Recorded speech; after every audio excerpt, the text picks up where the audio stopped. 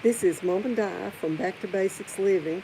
I want to talk to you just a few minutes about teaching your family to prep, especially if you have young teenagers, even young kids. There are things that you can do to teach them to prep. As I was doing some canning today, I kept thinking about the things that my family helps me with. And it's kind of been a joke with me and my husband for years because, like, sometimes he'll aggravate me in front of our church family and talk about how he can do laundry and how he can do dishes and things like that. And he's not lying. He absolutely can do laundry and does do laundry and does help with dishes. And even though he's a busy man, he realizes that I'm a busy woman too. And so we work together to make sure things are done. And so, teach your family. It's important for those young people. High schoolers, they need to know how to do dishes and they need to know how to do laundry and they need to know how to cook. Um, I remember when my daughter the first time she left home and went to college, and they chose roommates based on who could do what. And of course, my daughter she knew how to do everything because she learned at home. And so she could pick her roommate in college based on the fact that she knew how to do laundry and cook. Because those were the two most important things. They didn't care about cleaning the dorm, let me tell you. But anyway, she knew how to do things. And then I was thinking about my son when he first got married. And he'd been married for about maybe a week or two. And his wife called me one day and she said, "Mom, would you please tell him to let me do his laundry?" And I mean, I think he was about 21. But all during his high school years, I was working. I was in college part of that time, and I was busy. And so he learned during that time to cook and to clean and to do his own laundry. And so it has been good for him through his life because when his children were very small, his wife died. And so he knew how to take care of his family. So, they don't have to learn to can, although I would recommend it. Even the boys should learn how to can. My grandson called me the other day and I said, "What you doing?" He said, I'm making me some deer meat and some potatoes and some green beans. He was home by himself, and so he was cooking his own meal, and he was cooking the deer meat was deer meat that he had killed, and then him and his buddy processed it together, and he put it in vacuum seal bags and vacuum sealed it and froze it. And he said, when I get another one, when I get my freezer full, then I'm going to can some. He said, "Mama, you'll have to probably help me to do that."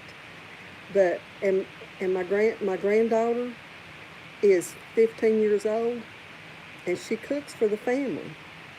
And of course, she doesn't do it every night. Sometimes, the rest, her brother and her daddy help too. But my point is, teach them how to do stuff. Teach them about being prepared.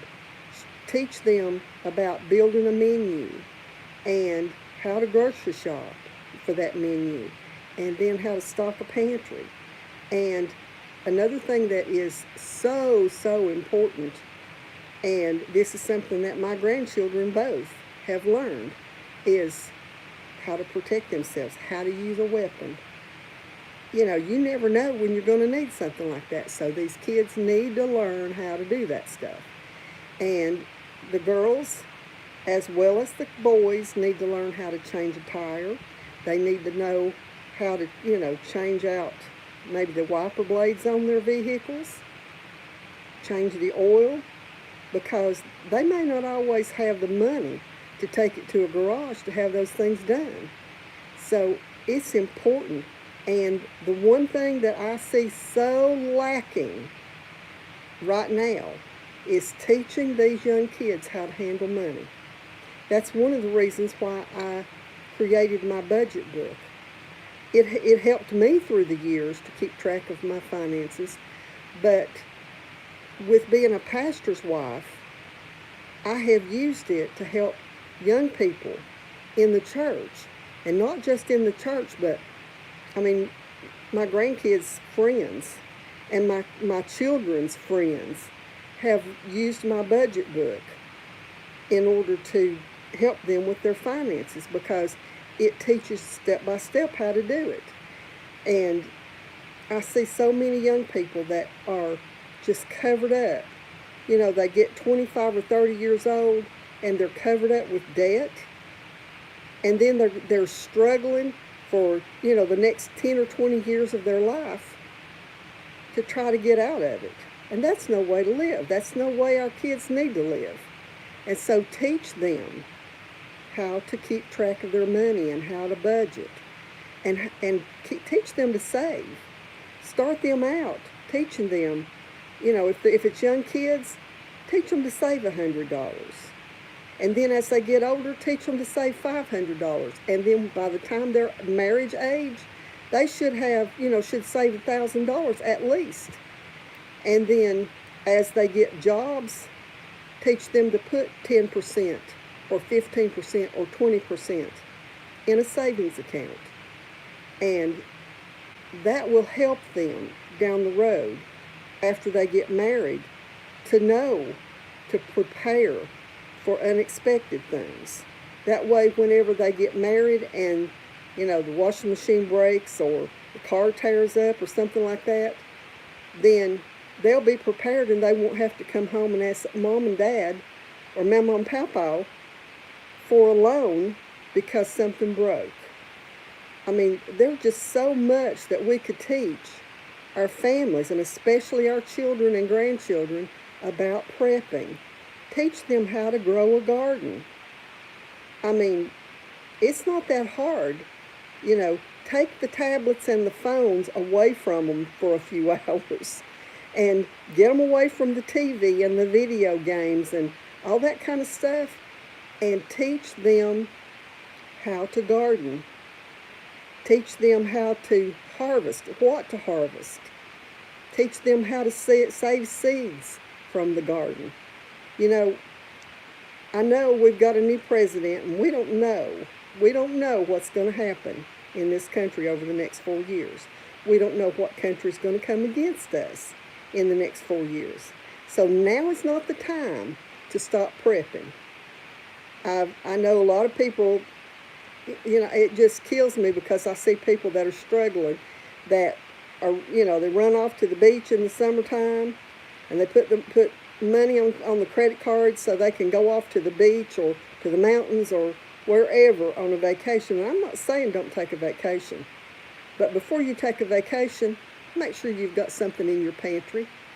Make sure you've got 2 weeks worth of food in your pantry. But it'd be best to have 3 months worth of food in your pantry.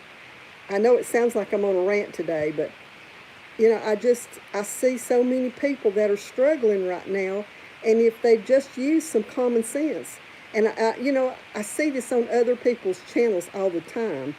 I've not seen this in the chat on my page yet, or on my channel yet, but I have seen it on many channels. I've seen people say, I can't afford to prep. But I'm here to tell you, you can't afford not to prep. I see people in my chat room saying, how old are you? And other things. Those are questions that are really none of your business. So, but anyway, I'll just say it like this. I'm old enough to have kids and grandkids, grown kids and grandkids. So anyway, just give it some consideration. If you've got young kids at home, and if you're a young adult and you're planning to get married, talk to that young man or that young lady and find out what their ideas are on saving money and on spending money and all of those things. You know, find out what, if they owe a lot of money, because you don't want to take on somebody else's debt. They may have, $50,000 in debt and you're debt free. And guess what? If you get married in some states, that debt becomes yours. So, and if you don't know how to create a budget, message me. I'll teach you. But anyway, I just wanted to stop in for a while. I've got my pressure canner going with white beans and bacon. And so I'll go and finish that up. And y'all be looking for that video. It'll be on pretty soon, I'm sure, within the next few hours. And so until next time, God bless you.